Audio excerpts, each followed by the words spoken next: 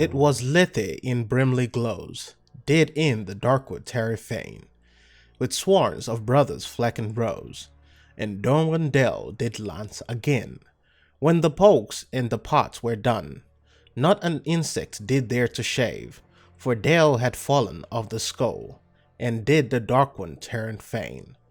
If you were probably wondering what the hell that was, well, that was the poem written about an inept lancer, a royal prince known as Dornwin Dell. Unlike Princess Zim, this is a real royal prince, directly from the bloodlines of Ard and Vasa. He was famously known as incapable, just because his skills as a lancer is probably worse than a trainee or ciphers who dare to fly.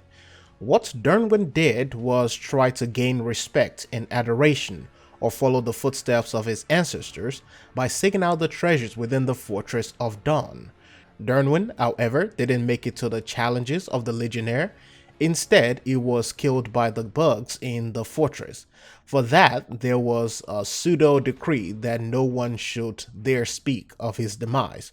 So people created this poem, and that is how they communicated his downfall and his stupidity. But this isn't the craziest thing about the royal family in Anthem. In fact, they might be the most scandalous out of the entire region.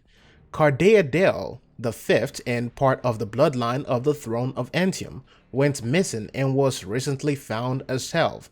Of course, because she was gone for so long, she didn't get a chance to court, date, or marry. This, of course, makes her one of the top eligible women in Bastion. Every man wants her. Even if not for looks, the status alone makes her a catch for most married and even unmarried men.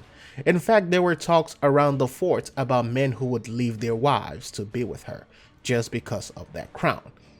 Another incident within the Dell family is that Lady Adaxia Miravala Dell is no longer living within the royal quarters. She basically left the place, creating a lot of speculation amongst citizens.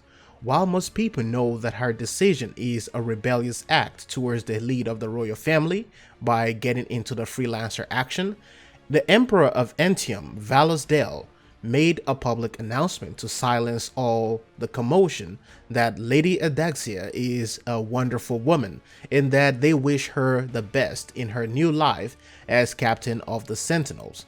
Now, I'm sure some of you would have met a lot of these people or have heard about most of them if you have completed the critical path of Anthem. Granted, most of them now go by a different name, but you would have heard of them even if you haven't encountered them yet. One thing that I must point out is that the Dell family are bloodlines and are linked to Ard and Vasa.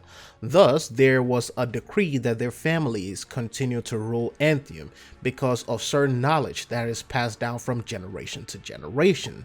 And from there, lots of the royal bloodlines have tried to live up to the Legion of Dawn reputation, either through joining the Freelancers Creed or doing their own personal research, which a lot haven't turned out great if we look at their track record.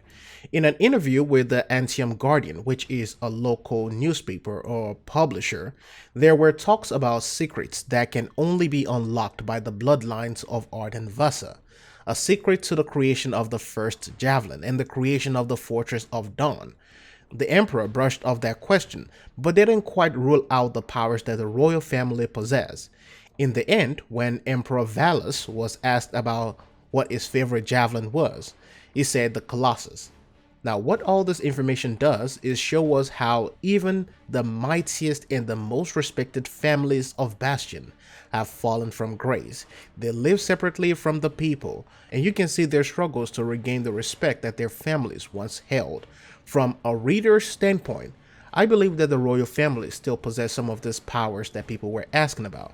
And I believe that the family is keeping so much from the citizens, even darker secrets. They might be connected to so many things going on and so many anomalies in Bastion.